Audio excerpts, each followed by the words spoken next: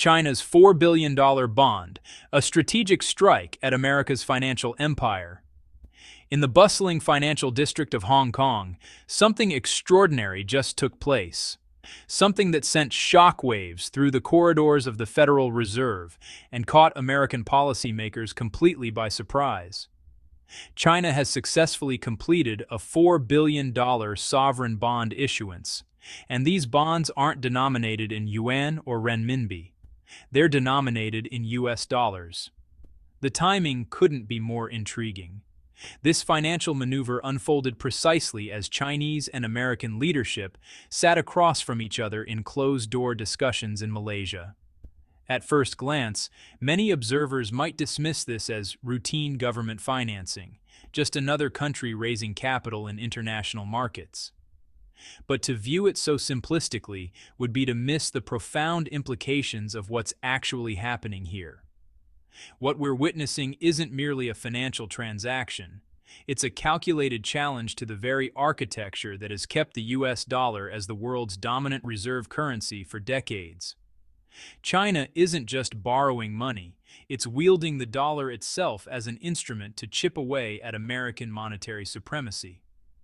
The long-term consequences for how capital moves around our interconnected world could be transformative. So, what drove China to launch dollar-denominated bonds at this precise moment in history? What underlying strategy is at play? And what kind of high-stakes financial chess game is unfolding behind closed doors in the world's central banks and treasury departments? If you're finding value in this analysis, I encourage you to subscribe to this channel so you won't miss our future deep dives into global economics and geopolitics. Now let's unpack what's really happening here. The unusual nature of China's move. Typically, when nations issue sovereign debt, they do so in their own domestic currency. The United States issues treasury bonds in dollars. Japan issues government bonds in yen. European nations issue debt in euros. This is standard practice because it eliminates currency risk for the issuing government and reflects economic sovereignty. But China's Hong Kong issuance breaks this pattern entirely. These bonds are priced in US dollars, not renminbi. Under normal circumstances, there's really only one reason why a country would issue debt in a foreign currency. They're experiencing a shortage of that foreign currency and need to acquire it quickly through international borrowing. Here's where the situation becomes fascinating.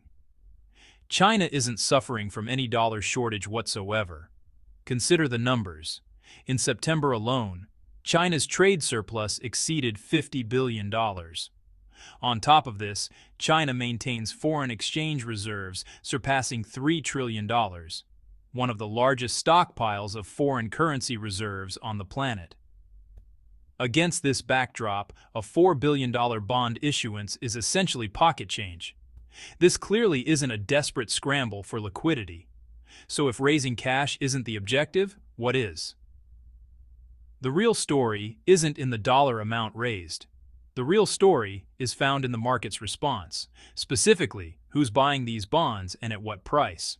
The interest rate signal that changes everything. Let's establish a fundamental principle of borrowing. Every loan carries an interest cost. If you borrow $100 and agree to pay back $105, your interest rate is 5%. Sovereign bonds operate on exactly this principle, just at the national level. The interest rate that a government pays on its bonds serves as the market's assessment of that nation's creditworthiness. Essentially, it's a credit score expressed in basis points. When a country can issue bonds at very low interest rates, it signals something important. The market has tremendous confidence in that country's ability and willingness to repay. Low rates mean investors are competing to lend to you.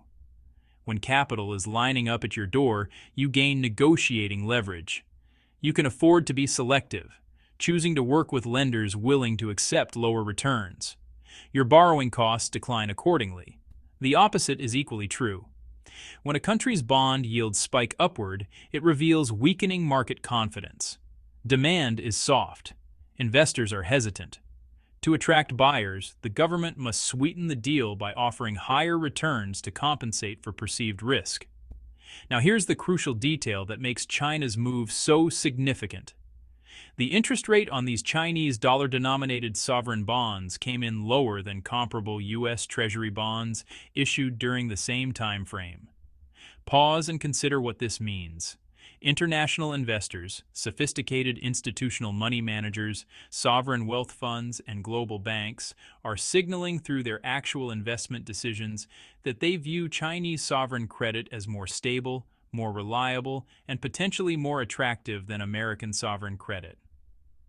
If the winning bid rate on these Chinese bonds falls below even the federal funds rate, the implications become even more profound. You know, many people aren't really aware that the federal funds rate isn't actually a single number. It's a target range with both an upper and a lower bound. The upper boundary represents the rate the Federal Reserve charges when it lends reserves to financial institutions. Basically, this is the ceiling on borrowing costs. On the other hand, the lower boundary is the rate banks earn when they deposit excess reserves with the Fed, so it's essentially the floor on returns. For decades, this range has functioned as the world's ultimate risk-free benchmark. It's been the foundation upon which all other interest rates are calibrated. Investors all over the globe have treated it as the safest possible return available anywhere in the financial system. Now, just imagine this scenario for a moment. China issues dollar-denominated bonds with yields that approach, or even dip below, the lower bound of the federal funds rate, and yet major international investors eagerly snap them up. What would this prove? Well, two things become undeniable. First, global capital is starting to question whether parking money in the United States remains the safest option. If investors are accepting lower returns on Chinese bonds than they could get simply by depositing funds with the Federal Reserve, they're making a statement. They believe capital is safer flowing toward China than staying within American financial institutions. Second, this represents a vote of confidence expressed in the most meaningful way possible, through actual capital allocation. Investors are, in effect, declaring that lending to China feels more secure than keeping funds in U.S. banks, even if it means accepting marginally lower interest income. Honestly, this financial signal represents nothing less than an existential challenge to dollar dominance. The threat to America's safe haven status has really come into focus. For generations, the global financial system has operated on one fundamental assumption. When uncertainty strikes, when markets panic, when geopolitical tensions flare, there's only one truly safe destination for capital: the United States. But you know, China's rising economic strength and expanding sovereign credibility are creating a second pole of attraction. International investors are increasingly viewing China as another genuinely reliable safe haven for their wealth. So, what's the most immediate consequence? Well, America's ability to effectively harvest global capital at will is being undermined. Historically, the United States has employed a pretty consistent playbook. When other regions experience social unrest, financial instability, or geopolitical conflict, American policymakers and financial institutions have benefited from the resulting risk aversion. Investors fleeing chaos typically redirected their capital toward what they perceived as the world's safest market, the United States. Consider the Kosovo War in the late 1990s. As geopolitical risks spiked across Europe, more than $700 billion fled European markets in a compressed time frame. The vast majority flowed into American markets, directly fueling an economic expansion that stretched for 90 consecutive months, one of the longest in American history. Once China achieves recognition as an equally valid safe haven, this dynamic transforms fundamentally. Capital that would have previously flowed exclusively to the United States will now split between two destinations. Even if just one-third of crisis-driven capital flows toward China instead of America, the impact on U.S. markets would be substantial and, honestly, impossible to dismiss. Under these new conditions, the United States can no longer casually rely on its traditional strategy of leveraging geopolitical instability to trigger capital inflows. The harvesting mechanism now has a competitor. China can intercept capital flows that Washington once considered its exclusive right. Beyond this broad challenge to dollar hegemony, China's issuance of dollar-denominated sovereign bonds carries three additional strategic dimensions that, I think, really deserve attention. First, blocking America's debt trap diplomacy. Beyond manipulating risk aversion to pull capital home, the United States has long employed another tactic, particularly against resource-rich developing nations. Through institutions like the International Monetary Fund and the World Bank, both dominated by American influence, Washington offers loans to countries rich in natural resources but struggling financially. These loans rarely come without strings attached. Borrowing countries frequently must pledge critical state-owned assets as collateral: mines, petroleum reserves, port facilities, agricultural land. Additionally, loan agreements often include restrictive covenants dictating exactly how and where borrowed funds can be deployed. The purpose is strategic. By imposing conditions that increase default probability, creditors position themselves to seize collateralized assets when borrowers inevitably struggle to repay both principal and accumulated interest. When default occurs, these assets get restructured and auctioned, typically to Western financial groups and multinational corporations that acquire them at severely discounted valuations. This pattern of asset extraction isn't theoretical. It's documented across continents. Zambia's copper mining sector, Central American energy resources, and more than 70% of Argentina's state-owned enterprises have, at various points, been transferred to Western capital through precisely these mechanisms.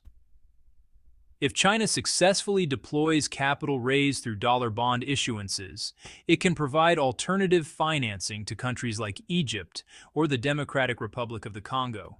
These loans can help nations service maturing foreign obligations without defaulting, preventing forced asset sales of strategic resources.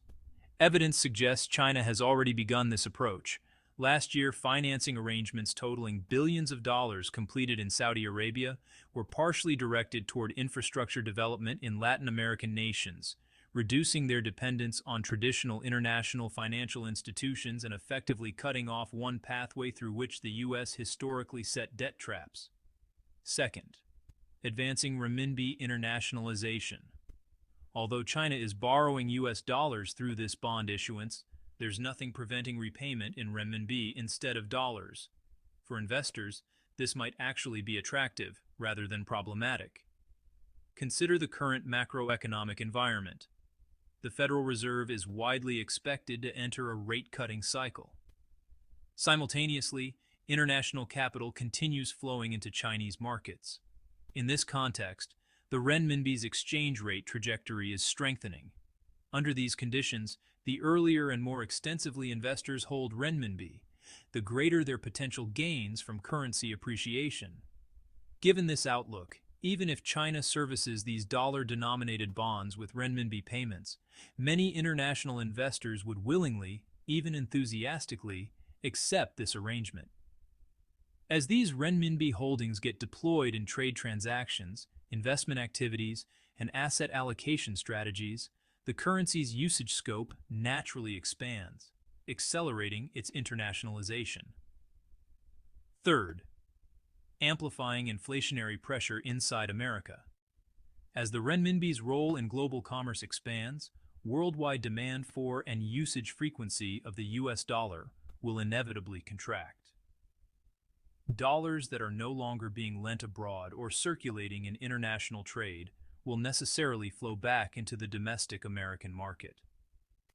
The problem is that the United States already faces severe excess liquidity.